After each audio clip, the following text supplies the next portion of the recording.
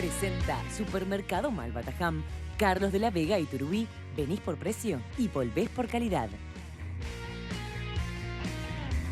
25 grados tenemos ahora de temperatura y bueno, por lo que nos cuentan, hace un ratito que nosotros ya estamos acá dentro de los estudios de Canal 10, pero el sol sigue brillando en la ciudad. Eso no es sinónimo de salir, quédense en casa, eso es lo más importante para cuidarnos entre todos y es el mensaje que estamos dejando también desde aquí. Traten de permanecer seguros con los que más quieren o en la condición que sus médicos se los determinen según cada caso, pero en casa, quedarnos en casa, que es una forma de cuidarnos.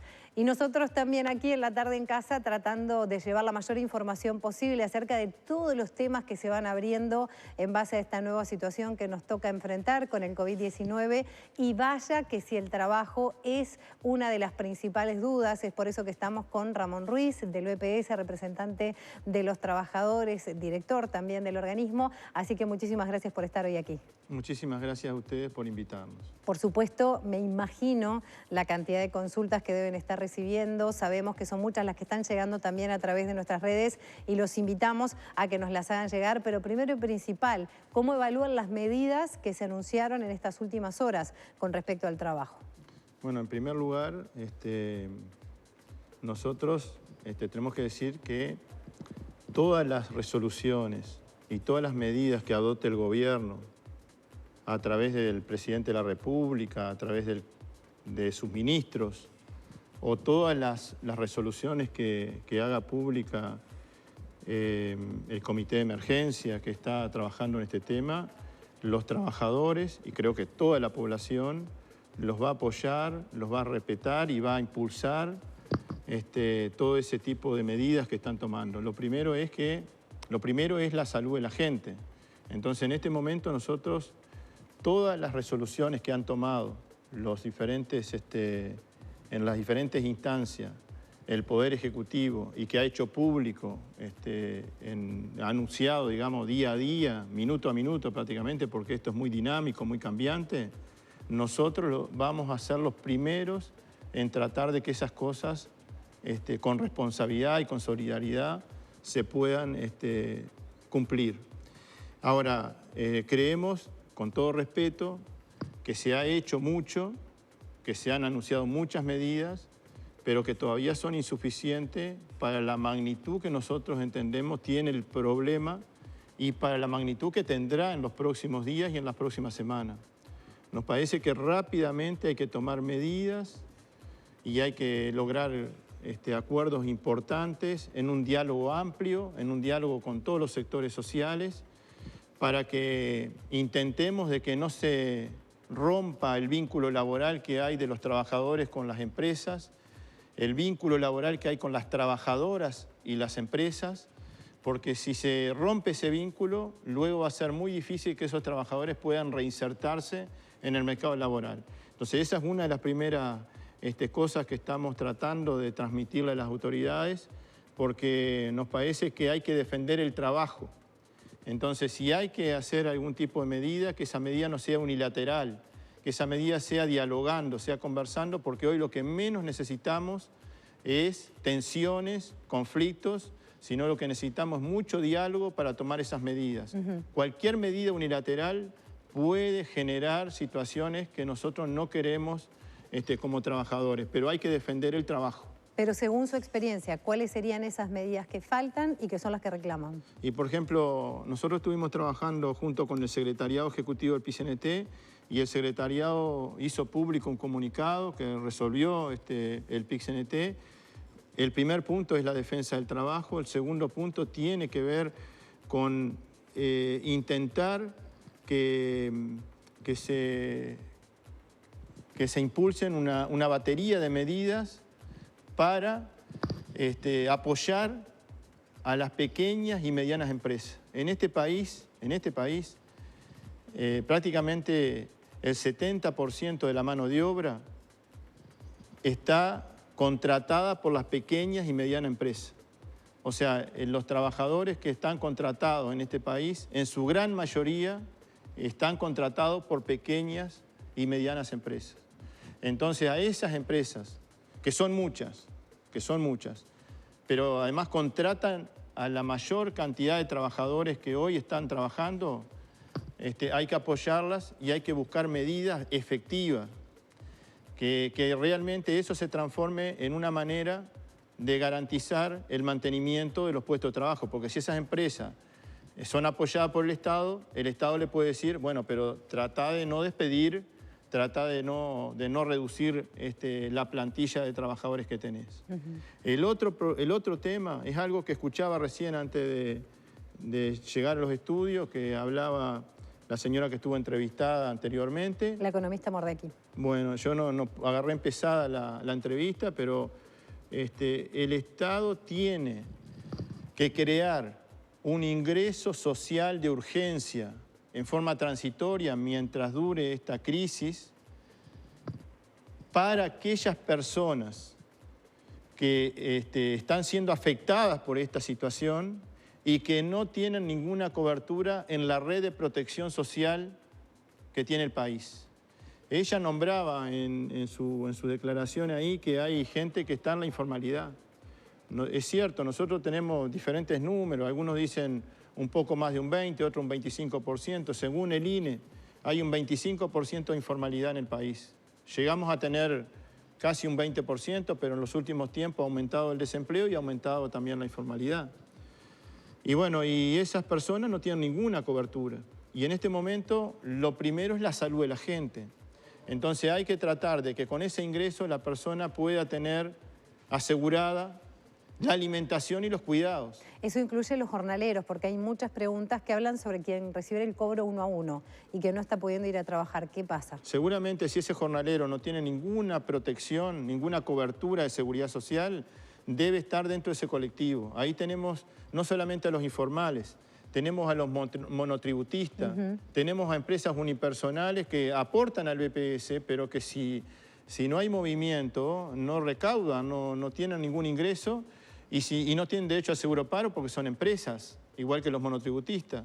Entonces nos parece que hay que buscar para todas las personas que no tienen una contención a través del sistema de protección social que tiene Uruguay y aquellas medidas que tenemos para esos sectores más vulnerables, reforzarlas.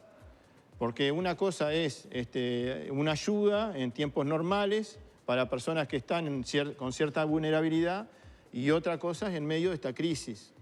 La otra cosa que planteamos junto con el hecho de que se defienda el trabajo, que se apoye a las medianas y pequeñas empresas, que se cree este ingreso social de emergencia para la crisis, estamos planteando que se flexibilice también los vencimientos de las diferentes facturas, porque dentro de 2 semanas, dentro de 3 semanas, la gente no va a tener para pagar la luz y el agua. Por eso hay que flexibilizar, pero además hay que crear ese ingreso social de emergencia.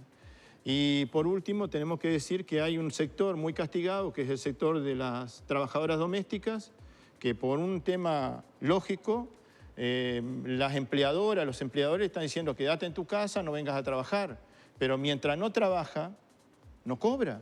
Es un poco más o menos parecido a lo que tú planteabas con los jornaleros y con algún otro sector que nosotros nombrábamos. Entonces, hay que buscar algún mecanismo por el cual esos jornales caídos, o a través de ese ingreso social de emergencia, o con alguna otra respuesta, pero ese sector es un sector que necesita también tener apoyo. Ahora, todo esto que estamos diciendo es con diálogo. Tiene que haber un ámbito muy amplio de diálogo y con mucha profundidad para tomar rápidamente estas medidas. Cada hora que pasa, cada minuto que pasa, esto cada vez va a ser más difícil.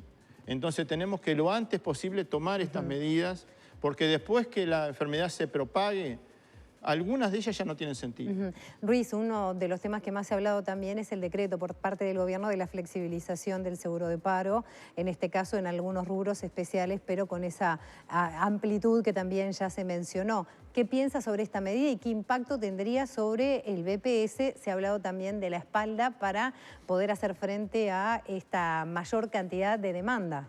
Bueno, yo creo que, digamos, el seguro paro parcial, los mensuales no tenían derecho al seguro paro parcial. O sea, si los enviaban al seguro de paro, los enviaban por un mes, menos de un mes no podían salir.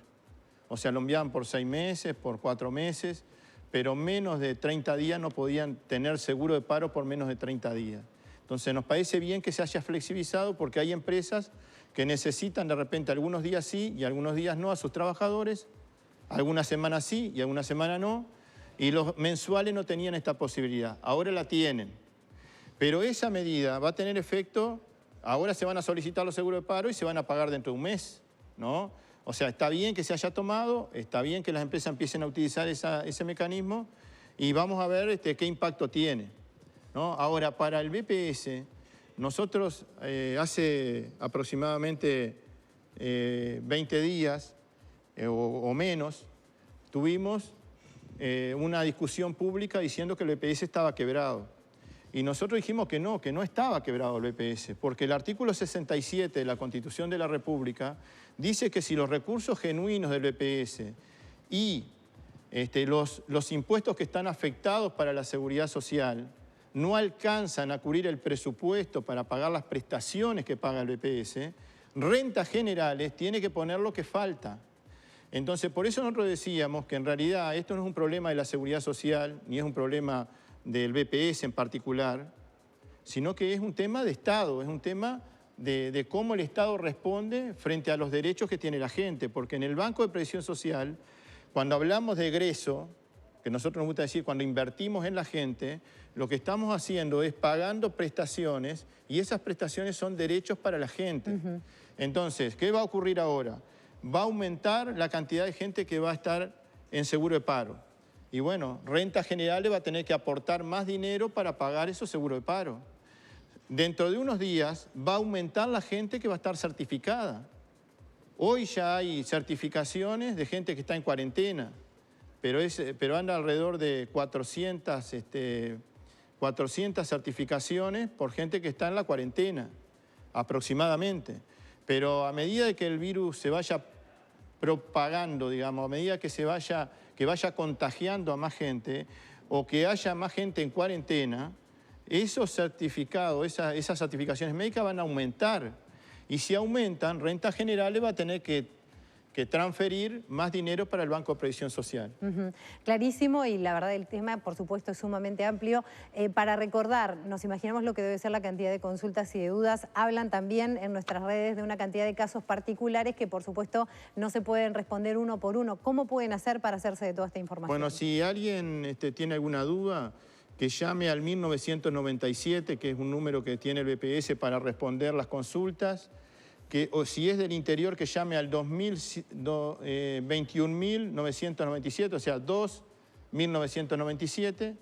Y también se pueden hacer consultas en un correo electrónico que se llama consultawebdesempleo@bps.gov.uy. Vamos a dejar esto, te lo acabamos de entregar. Perfecto. Para que la producción de programas nos ayude, porque hay muchísima gente que tiene una angustia y una preocupación muy grande y necesita una respuesta, y estos números, 1997 y 2.1997, y el correo electrónico consultawebdesempleo@bps.gov.uy es donde se pueden presentar. Perfecto. Ramón Ruiz, director del BPS en representación de los trabajadores, muchísimas gracias por estos minutos, por estas respuestas. Van a quedar en producción todos esos datos y aunque no lo podamos creer porque se nos han pasado los minutos, ya estamos sobre el final de esta edición de La Tarde en Casa, ya sobre el final de la semana también, sin duda es una de las más atípicas de los últimos días y con una imagen que seguramente ya debemos estar por ver de un crucero que está en este momento,